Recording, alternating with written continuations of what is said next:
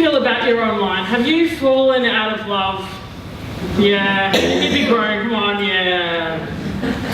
You see, as business owners, we've tried loads of stuff and we've spent a lot of dough, and sometimes it's been with people who are a little bit dodgy, you know, like SEO charlatans or maybe WordPress hackers or the many princes of Nigeria. Anybody got caught? And I often think now it's really difficult to see what is dodgy and what is totally legit. Does anyone else have this issue? That it's just all become a bit hard. It's hard to know who to trust, it's hard to know where to focus our time, and it's really hard to know where to devote our current energies. So who else feels like this? It's all a little bit hard. Yeah, you're all really tired now, aren't you? Who ate too many scones?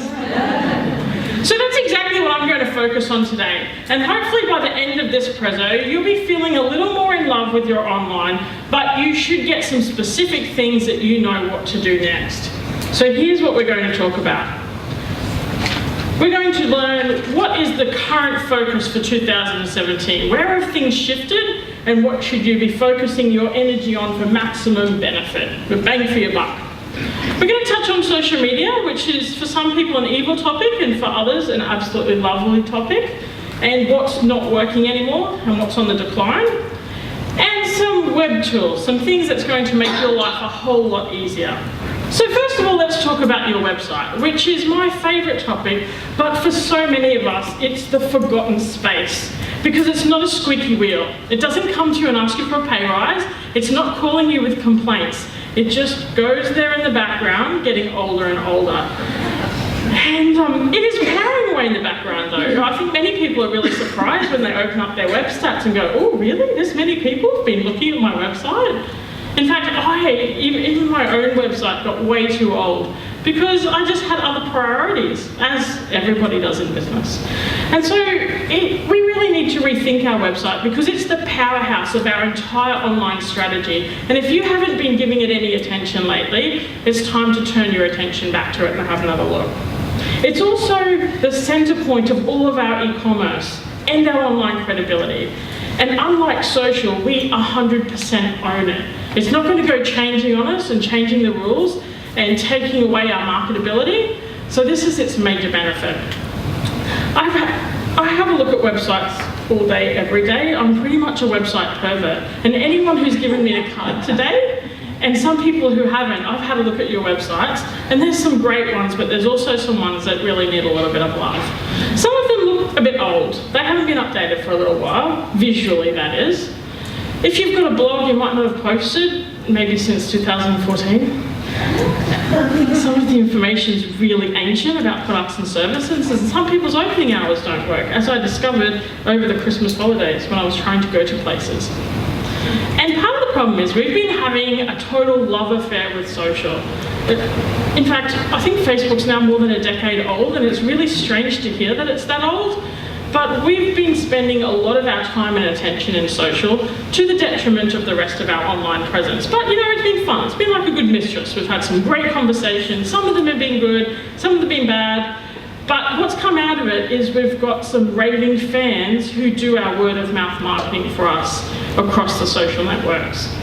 But we have so little control over these networks, and they're always changing the rules on us. And some businesses have put loads of effort into their followings, particularly on Facebook, only to find now that they get almost no visibility across that following. In fact, I saw a stat yesterday that said, of the people who like you on Facebook, only 6% of those people ever see what you post. Only 6%. So that's such a tiny little percentage. And for most of the part, we need to pay for exposure across Facebook now. So I think for many businesses who have spent so much time and energy, and maybe money too, in paying social media people to help them build their following, that's a really sour thing to swallow. And there's some bad news in social as well, is many things are starting to decline. So I recently read that Facebook has a crisis team set up in London to address how can they make the network more relevant. So I'll give you a really good example why I think it's in decline. Is if you have a think about something you did in your teenage years, Something you're still a little bit embarrassed about? Now imagine you're a teenager today and you have the problem of being maybe always recorded by your friends. So you have to be careful about the company you keep, you have to be careful about who's taking photos of you and what you're doing in public. All I can say that is I'm so glad that I wasn't a teenager in the years of social media, and I reckon for lots of us we feel the same. And so now many people keep their private life private. And that's what Facebook are facing, is that people are now not sharing parts of their life that they used to. They don't share their breakfast or their daily coffee or the fact that the kids just had their first solid poo. All of this stuff is now either kept to themselves or shared face-to-face with people. And this is a big problem for Facebook because their advertising platform relies on eyeballs being inside that social network looking at the ads that we pay for. So that's why it's in big decline. And commentators have been talking about it for about 12 months now, that Facebook's activity has really bombed. And so, what now? Let's kick off by talking about adjusting our focus. What things are working really, really well in 2017? Well, we live in the age of the online expert. Everybody is an expert at something here in the room, wouldn't you say? Yeah, are you an expert at something? If you don't think you are, you have to dig really, really deep because people want to know your expertise. And so Kelda down the front, she's an expert at making kids laugh, or maybe even just entertaining them. But every one of us have some expertise worth sharing, and our customers want to know what that is. And there's a massive online chasm between the businesses who are sharing that expertise and educating their customers, and the ones who just have really decrepit websites that are getting older and older. These ones are absolutely killing it online. You educate your customers and you make money. And so how can you take advantage of this? Is the first thing, and I'm sorry, it's so not sexy, but you need to write more things. Has anyone got a puppy? Who's got a puppy? Wave your hands at me. Yeah? Some people's got a puppy, or maybe just a dog that's really, really happy to see them when you get home. Yes. Yeah, me too. My dog thinks it's Christmas every time I walk through the front door. And you know, that's how Google is about text. It loves it. Like a puppy loves you, Google loves text. So the more you can write, especially on your own website, the better Google will rank you. Now I tell this to a lot of people, and I'll tell you how many people are going to go home and write things, probably 2 of you. So few people. But there's huge benefits if you do. So what should you write? Well, first of all, think about the things that your customers and your clients ask you on a daily basis. That's the first thing you should start with, is answer those questions on your own website so that when they're Googling for those answers, they find you first. They don't find your competitors. And then secondly, the parts of websites which are most often neglected are the parts of the things that you sell. So information about your products and your services. I can't tell you how many hotel websites I've been on where I look at what's in the room and there's nothing except a description of how big the bed is and that there's a fridge. Especially accommodation websites are very, very lean on content. So whatever it is you sell, think of your website as the silent salesperson. You have to sell it just like you do in real life. Write as much as you can, take photos, and even shoot some videos, especially if you've got something that's beautifully visual. I also really like to tell people to write articles for other people's websites because everybody else is just like you. They don't want to write anything. So any website that has some kind of journalistic flair, they want some content. They want you to write something and they want you to submit it to them completed so that they can publish it as it is.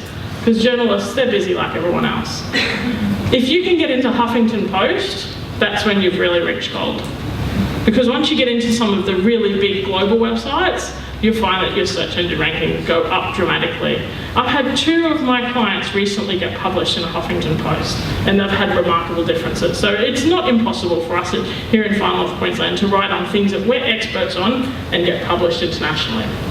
So get out there and share that expertise. And if you don't know what you know, ask somebody what they think you're an expert in, and they'll tell you. People are pretty generous at that. How do you feel about that advice? Is it a little bit sobering because it'll take a little bit of time? Yeah? All right, very good. All right, the next thing I want you to do, I had an exercise for you right now, but you can't do it. What I wanted you to do is to pull out your mobile phone and have a look at yourself online. Have a look at your business and have a look at yourself. Google yourself. It's okay, nobody's watching. But the internet in this room is not so good, so you can't do that. So once you leave and you're in a better mobile reception area, I want you to have a look at how you look online. Because many websites now push more than half of their traffic through mobiles. That is, 50% of people looking at your website are looking at it on a mobile phone. The worst stat I've seen recently is 30%. So between 1/3 and 1/2 of people are seeing you on their mobiles. And the stats are always so much higher whenever you have any kind of advertising out there on the marketplace. Because everyone's watching TV with their phone in their hand, they're reading the newspaper, the phone's next to them. So if you're advertising anywhere traditionally, then a mobile website is a great adjunct to that advertising you're already doing. So in fact, our company has now shifted to a mobile first design policy. So when we're designing a website, we will first design the mobile version of that website and then design the desktop version, because it's become so much more important. Mobiles are a really dominant force now, and it's not slowing down. So I think you should jump on your phone and have a look at your website and have a look at your competitors' websites and see what they're doing on a mobile as well. Oh, we got a question! Woo! Simon, thank you. I'll give you $20 later. What needs to be different for a mobile suitable website? That's a really good question. You need to think about what people want to know from your business on a mobile. So for some businesses, it will just be opening hours, maybe your location, it might be your phone number. For other businesses who have a full e-commerce setup, it will be they want to buy from their mobile. And so in that case, I want you to go and try to buy from yourself. I tried to buy from a major company last week, and I got to the very end of the process, which took me an enormous amount of time on my mobile, about 20 minutes. And as I pressed the buy now button, it said no merchant, which means I don't know what happened to my credit card details. I had a bit of a security issue, and I called the company and they said, yeah, I'm sorry, our mobile site doesn't work. So that was really sobering. Yeah, so that's what I think you should do. It depends on the kind of business you are, but have a good think about what is somebody going to be looking for when they're accessing the mobile version. I've got another client who's in food, and they have QR codes that's on their products. And when someone scans that QR code, it then goes to a recipe on how to use that product. So that mobile site's pretty different because it's all targeted around the produce that they're selling. But yeah, everyone's different. Have a good hard think. For you, it might be selling product or product information. So somebody's checking you out to see how credible you are after you've made a first contact, for example. So that's my advice to you, is to jump on your mobile and see how you look and how your competitors look and try to buy from yourself. Again, tourism, accommodation and tours are really awful at this. I find that at the point of booking is where things really come unstuck, and those booking systems are either very, very confusing to use on a mobile, or they just don't work. So I think that's the biggest tip, is if you're doing e-commerce through your site, you need to know how the customers are seeing it. And I also think you should jump under the hood and have a look at your web stats and see just how much mobile traffic you're getting. I've been very surprised to see lately, we've got a client who's a bit of a mummy blogger, and she also has products for babies. And in the last year, her sales have dropped dramatically where they came from a mobile. And that's just as people have gotten more savvy on their mobile. So we've now swapped, put a new mobile version on, and her sales just hit the roof on them. They've surpassed the desktop sales, in fact, now. So it does make a really big difference. So my strong recommendation for you for 2017 is to invest more time in looking at your website, turn your attention back there, and move away a little bit from the time that you've been investing in social, and then really working on that mobile version and getting that right. And of course, share your